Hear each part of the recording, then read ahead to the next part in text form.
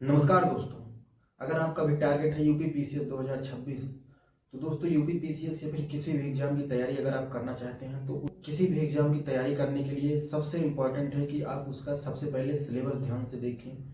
Syllabus देखने के बाद जो दूसरा कदम होता है वो होता है प्रीवियस ईयर क्वेश्चन।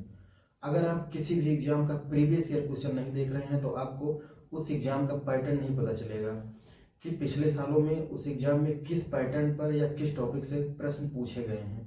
तो दोस्तों हम आज बात करेंगे यूपी पीसीएस के एग्जाम के प्रीवियस ईयर क्वेश्चन की कि आप यूपी पीसीएस के लिए प्रीवियस ईयर क्वेश्चन की कौन सी बुक लाएं कि आपको पूरा का पूरा प्रीवियस ईयर क्वेश्चन एक ही जगह पर मिल जाए। दोस्तों आपने घटना चक्र पूर्वावलोकन का नाम सुना होगा। चक्र पूर्वावलोकन की जो बुक आती है उसमें आज से पहले अर्थात 2024-25 जितने भी एग्जाम हो चुके हैं, चाहे वो यूपीएससी का हो चाहे वो पीसीएस का हो, किसी भी स्टेट पीसीएस का, घटना चक्र की किताब में वो सारे क्वेश्चन आपको एक ही जगह पर मिल जाएंगे।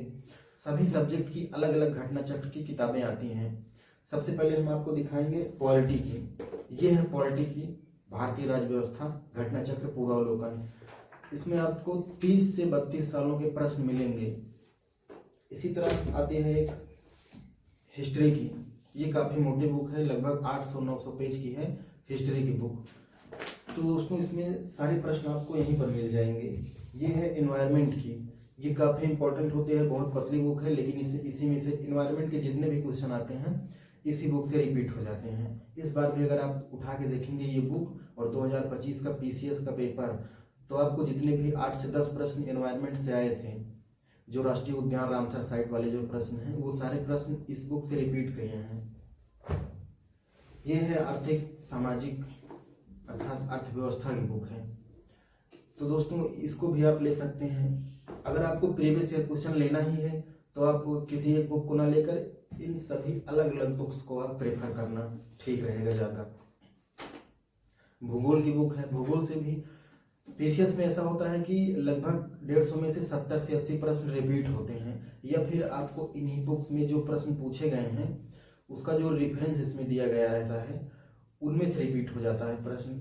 अगर आप इसको ठीक से 2-3 बार पढ़ के जा रहे हैं पेपर देने, ये तो एक बुक है जिसमें 10 सालों के प्रीवियस ईयर क्वेश्चन है, तो इसको आप ना भी लें तो भी चलेगा, लेकिन घटना चक्र तो जरूरी ही है लेना।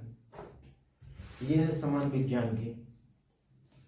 तो अगर आप भारतीय अर्थव्यवस्था की घटना चक्र अवॉइड करना चाहें तो कर सकते हैं, क्योंकि अर्थव्यवस्था से क्वेश्चन ज़्यादातर करंट अफेयर, आर्थिक सर्वे और बजट से रिपीट हो जाता है।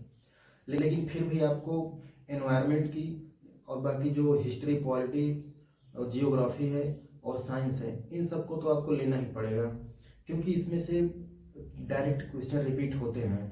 आप पिछले एग्जाम के प्रीवियस ईयर क्वेश्चन देखें और इस बुक को देखेंगे तो आपको पता चल जाएगा कि हाँ क्वेश्चन रिपीट होता है। तो दोस्तों इस तरह से आप सिलेबस को देखिए ठीक से, और उसके बाद प्रीवियस ईयर क्वेश्चन दूसरे नंबर पर रहना चाहिए।